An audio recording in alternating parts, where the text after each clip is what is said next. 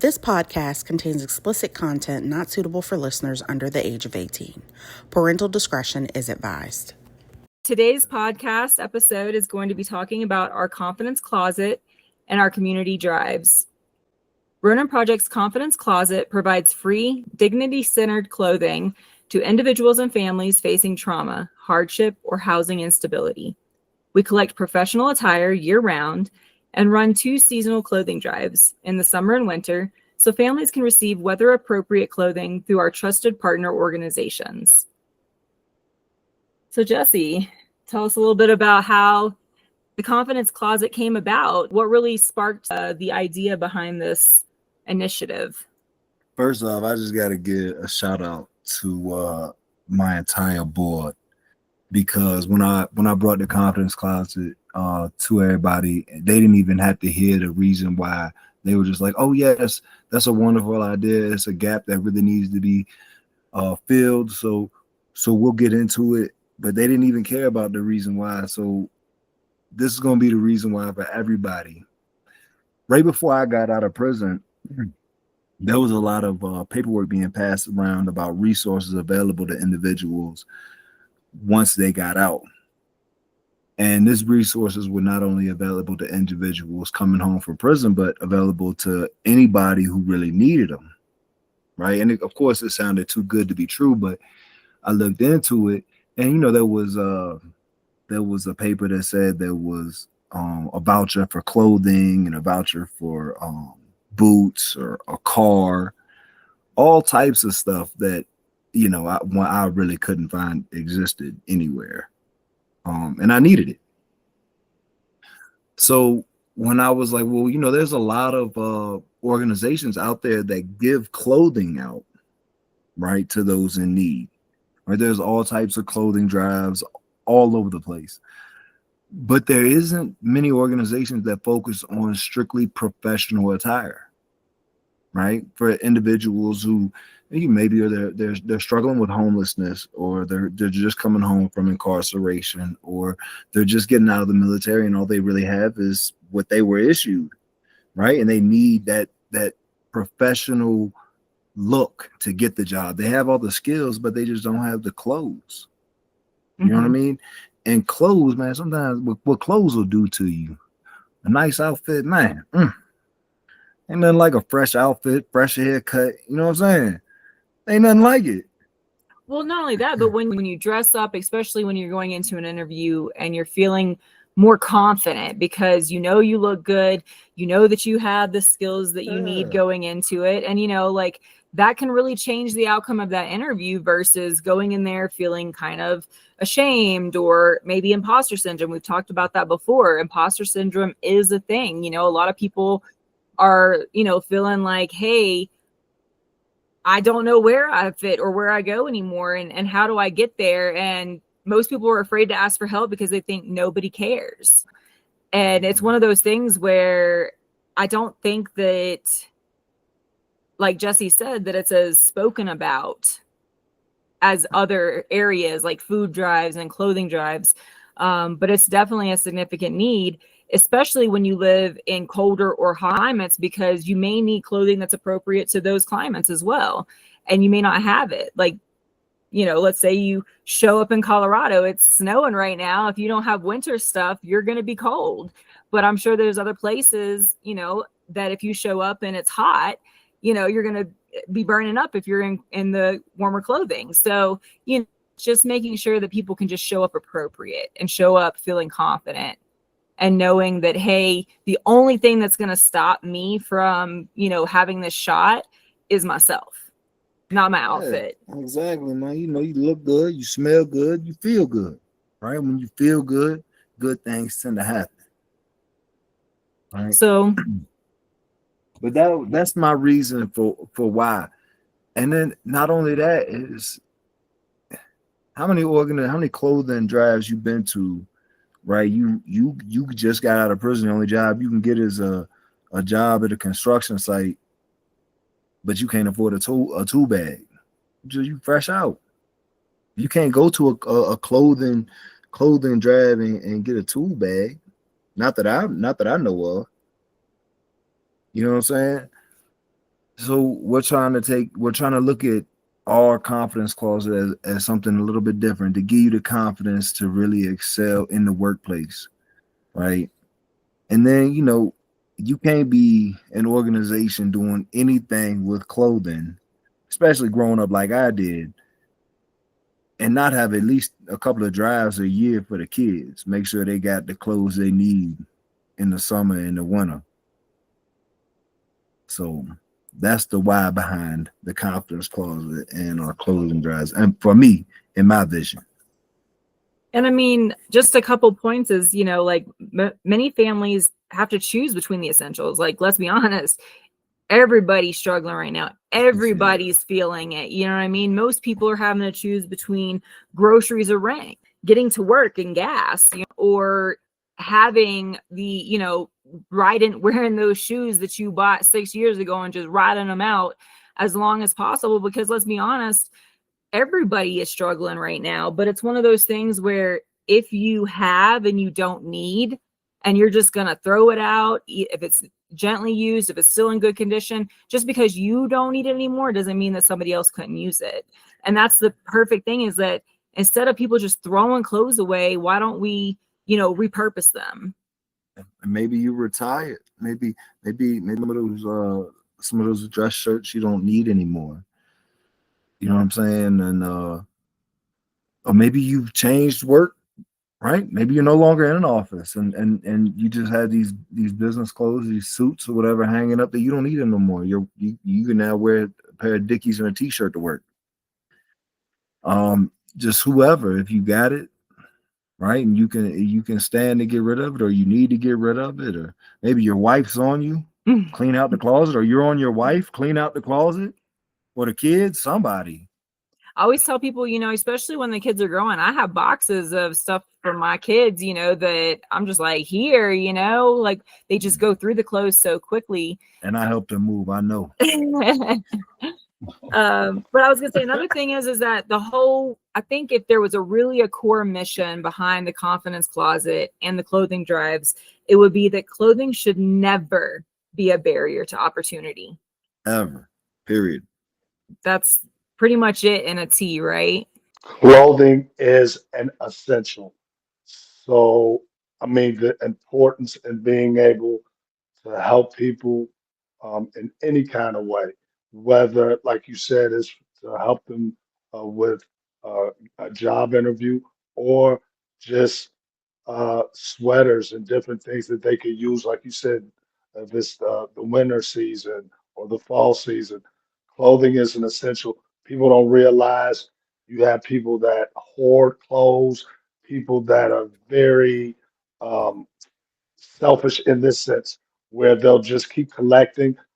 Me personally, every time that it goes from winter to summer, I'm always like figuring out what I don't wear anymore, and I'm always trying to pass it on because Hey, clothing is essential, and sometimes people don't have it. I remember that. I was a beneficiary of that when I was a kid. Many times. You cleaned out Right? the closet and brought it to me. And if it weren't for you, I wouldn't have had clothes. So for real, Uh, you kind of inspired the whole clothing, the confidence closet and the clothing drives I want to do for the kids. Hey, can I tell you what made it work so perfect too? Actually, was the era because Yep. everything was so big, so it didn't Everything is matter so that big. it Yeah. didn't matter that you had on my big ass pants or shirts because it was like, oh, you cool. That's because that was Yeah. the fit, right? Yeah, That's the look, thing. your shirt is supposed to look like a skirt, Well, Yeah. and I tell right? people all the time, like, I live by the 1 year rule. If I haven't worn it or touched it or done anything with it for a year, then I don't need it. From helping her Yes. move, I would say she breaks that rule often. Whatever. I I go through think stuff. people should definitely really, as the seasons change, be very serious about what they don't wear anymore. Even if it's Yeah. just maybe two or three sweaters, and just pass it on. I mean, you don't realize how essential clothing is until you see people that really need it. right? especially clothing that inspires confidence. And that's why my clothing is it's called the Confidence Closet, because I don't want to be an organization that just, oh, here, take whatever, right? And that was one of the things about when you gave me clothes. They were nice clothes, they were cool clothes, right? They were clean, and I wasn't gonna get picked on for wearing them, right? And that's the thing. You Exactly. can't give clothes to kids that their peers are gonna look down on them for or shame them for them, and that's all they got, right? That doesn't inspire confidence. That doesn't inspire a kid to want to grow and be good and do good things. That's just like, man, I'm gonna just do whatever I gotta do, because most kids don't think past right now, especially when they're struggling. Well, and let's be honest, stability begins with feeling prepared, seen, and confident. And so, but it's crazy how, like, even in the media, you see those same portrayals. You're wearing certain types of clothing that are from certain places, then it's almost like you're looked down upon. And clothing should never be something that we judge people on, because it's literally just supposed to keep us warm. Those are facts. And can I tell you something that I've learned as I've gotten older and met people that have been of means and people that have not had it? One thing that I can tell you, the people that have had means, they could care less about clothes. Like they could care less about name brand clothes. Like Yeah. that's not I, I important enough. once You know what I mean? I once It's about heard, comfort, right? It's about how it feels Exactly. or how it looks on them. Exactly. It's not really about the name of the brand or any of that. I Nah, once heard, nah. I once heard, I once heard a dude say he'd rather have $5,000 in a plastic bag than have $5 in a $5,000 bag.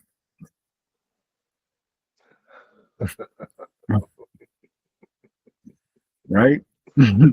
That's facts. And I can agree with him as an adult. I can agree with him, but if you look at the kids, most kids don't really think, like, they're not really thinking long term. Like, I know what that $5,000 can get me, right? Right. Mm-hmm. But As a kid, all you know is you don't want to walk outside and yeah, be made fun of. yeah, you don't want to be the Exactly. one that catches the brunt, especially when you are already struggling with things at home. Mm-hmm. You know what I Exactly. mean? Exactly. Nobody wants to go, because a lot of kids are going out when they're struggling at home. They're going out trying to find, camaraderie and in public, in the streets, right? At Exactly. school, right? Or in Just their sports acceptance. teams, Just right? being Yes. accepted. Acceptance, anywhere Yeah. they can find it, right? Right. So I just want to help them achieve that. I'm going to talk a little bit about our seasonal drive. So I'm going to give a little bit of dates. So our summer clothing drive every year is between January and March. We collect January 1st through March 31st. Our clothing is distributed in May. It's distributed only to families invited through our partner organizations. And our winter clothing drive is held between June 1st and August 31st, with the clothing distributed in October. Things that we will never accept is used undergarments, clothing in poor conditions, I don't want your dirty drawers. and household items, unless specifically. So, for example, we put together some things like, can you donate toys or household items? Not at this time. We are not accepting those items during the drives. However, we only manage clothing and professional attire, but we do accept trade apparel, which is kind of what Jesse was talking about. Tool belts, work gloves, lunch boxes, things like that. if if you have even some old tools, basic tools like Yes. hammers, speed Rich. squares, Yeah, just simple basic things. things that will go in a tool bag, those are welcome, right? Mm-hmm. We're, like I said, we're So seeking professional trade apparel. attire, but not just regular household items. So we're not taking cleaning supplies. We're not taking toilet paper or hygiene items or any of those things. All we're doing is clothing and then the professional apparel, trade apparel. Okay. Yeah, we got to give people the confidence. Tell them where to send it. Tell them where to send all this. To the Ronin Project address located on our website at the bottom of the page, or they can be dropped off with our official partners, which also is located on our official partners page on our website, as well as our announcements page. However, we do have a few, such as Golden Rose, Antiques, and Collectibles. here in Central City, Blackhawk, that is also a partner site that we can drop off clothing to. How do we know if the clothing goes to real families, right? That's a question I'm sure a lot of people are going to have. So all distributions are coordinated directly with verified partner organizations who screen and refer the families, and clothing is never resold.